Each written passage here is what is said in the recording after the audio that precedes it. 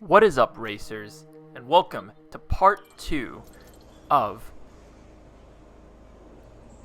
the opening race of F1 2021 My Team. I'm the ISO Racer, and this is the beginning of the Toyota dynasty. Be sure to check out part 0 of this series. I do have to explain, I was going to release it all as a full video, but the upload time was going to just take too long, and so I just decided to cut it into 2. Preseason video, and now we're just going to enter Bahrain, the race. And as you can see, our front downforce upgrade came in successfully. We're able to invest into a rear downforce, so hopefully all this luck that we've got in the beginning stages of the season will translate into good performance on the track. It's going to be a dry race to start off with, but we're going to go back to the settings now, because I realized that, because one of the new features of F1 2021 is that players can now get random engine and mechanical faults. A feature that will make add a certain level of uncertainty and peril to the season, because at any moment our car can just blow up. Essentially, our engine can just blow up, a component can fail, and that will increase the stakes and make sure that we need to perform at every race. And as we enter the practice programs, it's new. We don't have to do as many practice programs, only 3, but along with resource points, we have to get development boosts, which will translate to discounts on upgrades to the car. So practice is more important than ever, and we're just going to do it all. Here we are at the end of practice 1, and as you can see, we're 9th. 9th! Great! We're in the top 10 already. This is a great start. Sato, considering how low his stats are, he's in P13. Albeit on the softs, and I'm sure some people went on harder tires, but that's just great news for the team. But as you can see from the Haas's, Mazepin's faster than Schumacher. In his practice, you can't always take at 100% face value. But we repeat the top 10 performance again, and Sato again is impressing. But anyway, we only did 2 practices because I did all the practice programs because I thought it was going to be 3 per practice. I didn't realize it was 3 throughout the entire session. But we get a lot of development boosts on the car, which is great. And here we are into qualifying. Now, I know what you're thinking. There's usually a cutscene before qualifying, right? And there is. I just forgot to record it. Anyway, let's just jump right into it. Let's see how good our TR10 is. Or TR10. I think it's TR10. Anyway, here's our setup. We're going to go with the increased top speed. I'm not quite sure how the setup works on this year's game because of the reduced downforce on these Formula 1 2021 cars. So if you have any setup suggestions for future tracks, leave them in the comments down below. Anyway, here we are at the end of Q1. Great time to start off the session with, but we do start falling down the order. We're 9th at the moment, halfway through the session, as faster cars put in faster times. Sato's just on the cusp of being eliminated, but we go out again, and we are increasing, but due turns 9 and 10, the double left-hander, we do kind of lose the back end. A very hard corner, even in the previous game, and we do go a little wide out of turn 12. As we enter turn 13 now, we get a little too eager on the power, we go wide, we lose time, but we don't lose all the time that we made up, that we just lose like a 10th or 2, and here we are heading across the line into P6. And that's where we end up. Not only did we make it out of Q1 in our first race as Toyota Racing, but we're also in the top 10. That's an amazing result on our part. Great stuff. Things are looking good for us, if I have to say so myself. And through the running order, pretty stock standard, I do have to say. Unfortunately, Sato is eliminated. And actually, Yuki Tsunoda, our fellow Japanese driver, got eliminated as well. So we're flying the flag of Japan. We seem to be having some software issues at the moment. Sit tight for a few minutes while we reboot some things, okay? And here is the mechanical faults that can jump in at any moment in this game. And so we're stuck in the garage of an electrical system fault, which means that we'll be heading out later than everyone else to set our first flying lap. But here we are into our first flying lap of the race. Go a little too heavy onto the curb of turn 1, unsettles the car, and probably loses us some time, but apart from that mistake, pretty good lap. And I have to say, considering this is the first race this car is driven in, the car feels so good. But we go out again on a new set of soft compound tires, make up some time, not running too much on the curb, and here we are about to cross the line at the end of our second lap. It's P8. Not great, if I do say so myself, but just barely making it into Q3. So we're already exceeding all expectations. The season is starting to look really good. Or I just need to increase the AI difficulty. Anyway, let's head into Q3. This is amazing, a monumental result for the team. And I just can't wait to perform for them. But here we are, do the third sector, go a little wide to turn 12. And I have to lift. I was just going on about how good the car feels. But the downforce just isn't there, so we're not able to be planted through the high-speed corners. But here we are, go across the line, P7. But that being said, we want to use set of soft compound tires. So we're going to go on a new set on our final lap. We're in P10 at the moment, and we're just going to narrate this lap. It's our fastest lap, which is a good sign. Down the long stretch, heading to turn 1. Turn 1, best spot for overtaking, along with the DRS. We go a little wide through that turn. We do lose some time, but we gain it back, having a decent exit out of the corner through turns 2 and 3 into the DRS zone of turn 4. This could be an overtake zone, don't tell Max Verstappen that. Due to turn 4, we hit the apex, and we go a little wide. We do pull a bit of a Max Verstappen, but thankfully the stewards don't take away our lap. Purple first sector, through the snaky, twisty section of sector 2, through turn 8 at the moment, heading towards turn 9, a double left-hander of turns 9 and 10. Very, very easy to screw up this complex. We get early on the brakes. We do lose some time, but we gain it all back with our exit. Open the DRS towards the straight, down the straight, entering the third sector, the long sweeping corners of turns 11 and 12. Here, in a good car, you can go flat out.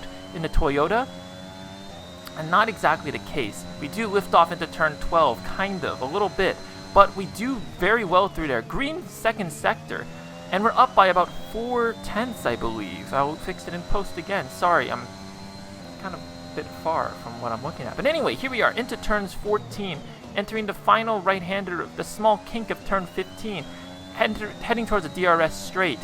And we've made up quite a bit of time, almost half a second. We're up to P7, and that's where we end up. So ultimately, we do kind of get struck down a bit. We're nowhere near fighting the top of the field. But Perez out-qualifies his teammate, Max Verstappen. He's on the front row as well.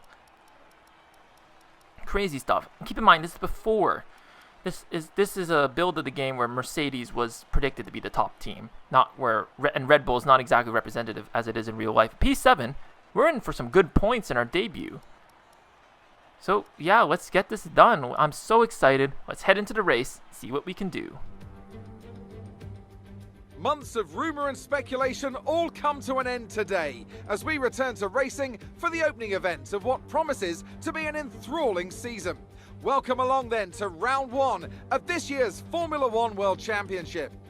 We go racing today around 3.36 miles of the magnificent Bahrain International Circuit, with 15 corners and 2 good passing opportunities into turns 1 and 4. Keep an eye out for drivers locking the front left tyre into the tricky braking zone of turn 10. A new season then, a clean slate where anything could happen. Anthony Davidson is with me today as we get another year of Formula One underway. We're into those tense few minutes before the first race then. Everyone's a little bit nervous about reliability. They haven't been running in the hot, turbulent wake of other cars in practice. They've not been pushing at 100% for long durations. Let's hope no one has to deal with any nasty surprises. Let's run you through the driver grid order for today's exciting race. An immense lap from Lewis Hamilton yesterday puts him on pole position, edging out Sergio Perez, who lines up P2. Looking down the rest of the grid, we have Bottas, Verstappen, Lando Norris and Ricciardo.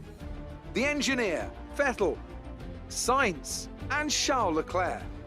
Fernando Alonso, Stroll, Esteban Ocon and Gasly, Raikkonen, Giovinazzi, Yuki Tsunoda and Marino Sato, Mick Schumacher, Russell, Latifi and Nikita Mazepin. Now, it's almost time for lights out, so let's go down to the track. Okay, here we go. I know what you can do. Don't let me down. I'm sure I won't do that, Jeff. It's good to hear Jeff's voice again, albeit in a different game. But here we are. Into the first race of the season. I'm so excited. Let's just get right into this. Let's not delay this any further. No grid penalties, obviously, because this is the first race of the season, and it's going to looks like it's going to be a standard 2-stop race, set of softs to a set of 2 medium tires. So pretty stock standard. We're in the top 10. Fastest strategy. Let's get this going. The 5 red lights. So the first race of the 2021 season. It's lights out, and away we go. It is a brilliant start from us. We passed Daniel Ricciardo, jumping him into 6th place. We're going to, on the outside, we're going to dive down the inside. Norris leaves us a space. We're right behind Bottas as Verstappen is challenging Bottas for 3rd place. We pass Lando. We get brake checked by Verstappen, who has kind of a poor exit out of turn 3. We're going to get behind him into the slipstream of turn 4, but Lando's getting in there on the party. We're almost too wide. We dive down the inside, around the outside of Max Verstappen, showing him how to go around the outside on turn 4, and we're up at the P4 in our first race. What a brilliant start off the line. But we go a little wide out of turn 7, entering turn 8 now. We're going to dive on the inside as Verstappen passed us because of us going around the curb. We go around in the inside into turn 8, taking back the position, entering turns 9 and 10. We brake, but we lose control of the car. We're going into the wall. We brake. So close, but we lose 4th. We join the track a little unsafely, almost into Sebastian Vettel, and we're down at the P9. What a chaotic first lap. Let's look back at all of the stuff that just happened. I couldn't keep up with all that. Let's just go back. As you can see, great start off the line, passing Daniel Ricciardo into McLaren, going around the outside of Lando Norris into P5, and P5 would have been an acceptable start for us, considering we made up 2 positions off the line, but it just gets better from here. As you can see from our chase cam, look at Lando. He just pops out of nowhere. We're in the slipstream of Max Verstappen, but Verstappen ties up Lando Norris, but he doesn't defend the outside. We're able to get by while keeping inside track limits, which is amazing stuff from us. Unfortunately, going a little wide into turn 7, but we take the corner. We do make contact with Max Verstappen. He's probably not going to be happy with that. But let's dissect, how did we lose control here? As you can see, we brake, but we also put 2 tires on the curb, and it's a bit of an angled curb as well. So not much grip and unsettling the balance of the car, and as a result, it just becomes a slide at that point. There's nothing we can do. We just become a passenger. We just hope that we can brake quickly enough. And I'm so lucky here. I mean, I'm going to go into photo mode. Look at how close our front wing is to grazing that wall. And at the speed we were entering, we weren't slowing down per se. It was not a control to our slide. And that could have taken out our front wing. That could have taken us out of the race. And here's from Max Verstappen's perspective. And he's probably not going to have any pity for us, considering the contact we gave him. But anyway, after a chaotic first lap, things start to settle down. We're in P9 now. But here we are. We're going to go up into behind the slipstream of Fernando Bloody Alonso on the outside, showing him how to do it. Similar to what our compatriot Yuki Tsunoda did on Fernando Alonso in the first race of the season, and beautiful dive bomb from us. That warrants a replay, I think. Let's roll the tape. Or not, I deleted that actually from the game footage. We're approaching the pit window. Can you tell it's been a while since I've recorded this footage? Anyway, here we are. We're already getting ready to pit because the tire wear on Bahrain is so great. And onto lap 5, we're going to box for a first set of medium compound tires. And I'm going to do a little experiment. If you followed the F1 2020 career mode we did, you know that my pit crew was historically slow. So I'm going to give them a little heads up that I'm boxing this lap. See if that will make them go faster. But here we are into the pit lane. We're going to lose positions off the bat, but we're hopefully going to be able to undercut everyone. And I'm starting to realize that my livery, I used 3 different shades of red. Anyway, here we are into the pit lane. That's a fast pit stop. 1.8 seconds. That's the record. What a stop from the boys. So maybe there is something to letting our pit crew know in advance that we're boxing this lap. I mean, Jeff did tell us to box that lap in advance, but that was an amazing pit stop from the boys. And although we are last, the gap to the people ahead of us is not that great. And also keep in mind, they will have to pit because they started on the medium compound. So we've got, things are looking good for us. But here we are. People are already starting to pit. Charles Leclerc is pitting. Keep in mind, we were behind Leclerc when we pitted. And while we weren't able to completely undercut him, he'll have to do an outlap on those medium compound tires, which will take longer to heat up. And while he will have fresher tires at the end of the race, we'll easily be able to catch up to him with our rubbered-in tires. But now everyone's starting to pit. Now Vettel is already in the pits as we go down to start finish straight. We're going to pass Vettel in the pits. Sainz also is in the pits. We pass both of them to get into P20. Keep in mind, being a new team on the F1 grid has increased the number of drivers from 20 to 22. So we're still kind of in the last. We're going to side up behind Nicholas Latifi. We're going to go on the outside of turn 10. Not a great place to overtake, especially after the crash. But here we are with DRS, ERS, no rich mix because obviously engine modes are not allowed in modern day form. We're going to dive on the inside of turn 11. You don't see overtakes over there. What an amazing move by us on the Canadian. And that's just how we get it done. We do have to lift off to turn 12, but the Williams, being a significantly worse car than ours, it's going to make it made the job easier. But look at the fight between Leclerc and Nikita Mazepin. Great fighting between two of them as Leclerc passes them, but the fighting allows us to catch up to the two. Great stuff from the two of us, from those two drivers, but ultimately we're going to pass Mazepin, this mug. I'm starting to realize my car looks a lot like the Haas. Anyway, diving down the inside of Charles Leclerc, see if we can take 2 for 1 through turn 1, and Leclerc pushes us off. We go outside. We're able to make sure Mazepin doesn't pass us, because that we should retire, honestly, if Mazepin's able to pass us. But anyway, that was a dirty move on Charles Leclerc's part. Let's look at the replay and see, look at this fight between the two, going side by side into turn 14. Leclerc gets the move done because the Ferrari is obviously a better car than the Haas. And as we dive down the inside of Charles Leclerc, see if there was contact. I don't think there was contact, actually. I think I just didn't get a good steering lock. And yeah, I think it was mostly my fault on rewalking. Anyway, we're sizing up for a move on Charles Leclerc again through turn 10. Great exit. We get the DRS. We're part of this DRS train, but if ERS, the Honda power unit, propelling us forward in the slipstream of Charles Leclerc, we're not going to go. Surely not. He defends the inside of turn 11, but doesn't matter. We dive down and we take it again. Turn 11 started to become our place for overtakes, but normally I would cut the clip here and advance further to more action than race, but the action's not over yet. We're behind George Russell now for P16. We're going to get a great exit out of turn 13 in the slipstream, heading to the run to turn 14. Russell defends the inside. We get in the slipstream. We pull out on the outside. We're going to dive down the outside of George Russell, leaving him some space, but squeezing him out at the apex. Great pass from us. And it's not over yet. Schumacher's ahead of us now in the Haas. And we're going to just dive with ERS and DRS down the start-finish straight. We're going to dive into the inside of turn 1, way too far back. We a little early on the brake, early on the throttle. We squeeze Schumacher out on the outside. Great move from us into P15. So that's 3 overtakes in the spans of 5 corners.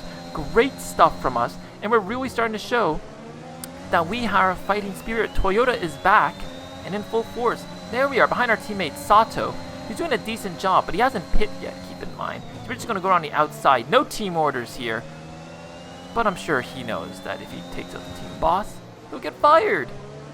Huh. Anyway, behind the back of Kimi Räikkönen now, on to lap 12 of this race. DRS, ERS open, turn 11. Here we go.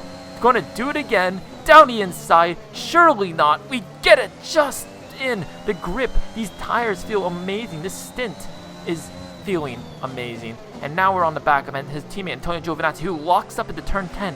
See the tire smoke. This is going to compromise his exit as we open the DRS and the ERS in the slipstream of Antonio Giovinazzi. Surely not. We won't do it again. We're going to do the same thing as we did on his teammate. Down the inside. Gio puts up more of a fight. We squeeze him out on the outside into turn 11. He's trying to go side by side, but we cut him off. And that's a great pass by us into turn P13. This is amazing stuff. And now all the medium tire runners are pitting. We're promoted back up to where we were in P9. In the pits. Great stuff. This is turning out to be a fantastic race. I mean, Bahrain's always been a good track for me. But this is just great work from us. As more people pit, and we're up into P7 now. But keep in mind, a lot of these drivers are going to have fresher tires than us. We've gone about 10 laps on these medium compound tires, and surely at some point we'll be called in the pit for fresher tires, as Charles Leclerc is starting to show an immense pace now with his fresher medium tires. We're gonna have to defend into turn 1. We gotta get this exit and entry and exit. We ride the curb a little too much. We lose the car. We have to counter steer to keep the car straight, and that allows Charles Leclerc to catch up. He's gonna have DRS down the straight. As you can see, we're gonna go try to defend the inside of turn 4 to make sure that he doesn't dive us down the inside. Defend beautifully against the Ferrari. We're showing up a great stellar defense and showing our place. We may be the new guns in Formula 1, but we're not going to let them pass easily. But here on to lap 17, we're going to box again for our second set of medium compound tires. We're going to defend the inside against Charles Leclerc, but Hamilton is coming out of the pit lane. We have to brake a lot earlier than we would have liked, but that kind of did help us, because if not, we could have gone deep. But here we are. But Leclerc is only a 10th back. He's putting up a fight. He's down the inside. We're going to try to squeeze him out, but we can't. We're going to brake later. We're going to take the apex. Great move. And I don't know if you heard, but Jeff said that Leclerc has an engine issue, which is going to play immensely into our favor. And here we are into the pit lane. But oh, I forgot to told him I'm going to box. But anyway, here we are. This is going to be the experiment to see whether or not we should tell our pit crew in advance that we're boxing this lap, even though Jeff has told us to come in on that lap. So let's see how this goes. Entering the pit lane now. Here we are. Gonna pit. Guys, slow. What? Guys, slow. Go now. Alright. So, lesson learned. Tell my pit crew in advance when to box. That was a abysmal pit stop compared to the 1.8 seconds we just had. But we're up into P12. We just make 2 positions and we're back in the points. Let's get it done. Leclerc. I don't think Leclerc came in behind us. I think he probably will pit on the following lap. But here we are into lap 20. There's a yellow flag in the sector behind us, so someone has gone off. I don't know who it is exactly. Green flag. Green flag. No chance of a safety car, despite the fact that we increased the chance of safety cars. But Kimi Räikkönen out of the Grand Prix. And it looks like just like a gearbox failure of some sort. He's pulling off. I don't see any signs of smoke coming from his Alfa Romeo. We go into the chase cam, which is, for some reason on chase cam, the smoke effect comes out. It doesn't, for some reason, when it's in the TV cam, I guess you could say, or the replay, normal replay cam. But a gearbox failure in the first race is not going to make the Alfa Romeo driver happy. Okay, stop the car. Yeah, Alfa Romeo's got some stuff to work out if their car is already DNFing in the first race on mechanical issues. But here we are, Sebastian Vettel going down the straight at a rate of naught with DRS, and he passes with ease. We try to go around the outside of Vettel, but he defends the outside, and ooh, we make contact with the back of the Aston Martin. Thankfully, no front wing damage. But we got to take this position back. We've got to make up places. People aren't going to be pitting again. We have to show our pure track prowess. We dive on the inside of turn 11, a turn that has given us so much success in the past. But we go way too deep. Vettel passes on the inside, and we have to wait a whole another lap to catch up to Vettel and see if he can do the move again. Here we are on the run to turn 4. We're going to try and dive him in the inside. We can do a Hamilton on him, but too deep again. Vettel, he's just watching us dive him. We're looking desperate. And it kind of is, because Aston Martin is, keep in mind, at this point, is the 3rd best car in Formula 1. So we need to be ballsy. We dive down the inside, and oh no, we go right. Oh no, no, no, no, no, no, no, no, no, no. You have got to be joking. Oh my god. This was the worst thing that could have possibly happened. We've lost 2 places, and we're down to P14. Turn 11. Heartless turn. That's another word we want to say, but be child friendly. Here's the replay, and you can see it's mostly my fault. I just got the success of that turn 11 for me has gotten to my head, and as you can see, Vettel is way too far ahead to dive bomb. He takes the corner as he's indebted to, and our right front makes contact with his left rear, and at that point, it's Spinella for us. And Vettel probably won't be happy considering we almost could have potentially taken him out of the race. Honestly, what are we doing? Racing or ping pong?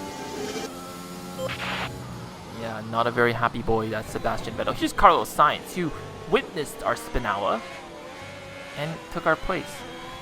Not great stuff. P14. And our tires did kind of get thrashed from us doing that spin. But Leclerc is now approaching us. Keep in mind, fresher tires for the Ferrari man. There's 5 laps of fuel remaining. And so we have a monumental task to defend against Leclerc, and it looks like our chance at points is not going to look very good. But we catch it to Esteban Ocon, who got passed by everyone because he's on the hard compound, and he's in DRS range. So with the DRS, we'll hopefully be able to hold off Leclerc on the final lap. Why is the DRS not opening? Wait, what? Leclerc passes us because our DRS There is flap. a fault to the DRS. You won't be able to open the rear wing. We're working on a fix. Stay out. Thank you, Jeff. Could have come up with a fix a little earlier. And that costs us P14. Lewis Hamilton wins the Bahrain Grand Prix, just as he does in real life, but that's incredibly upsetting.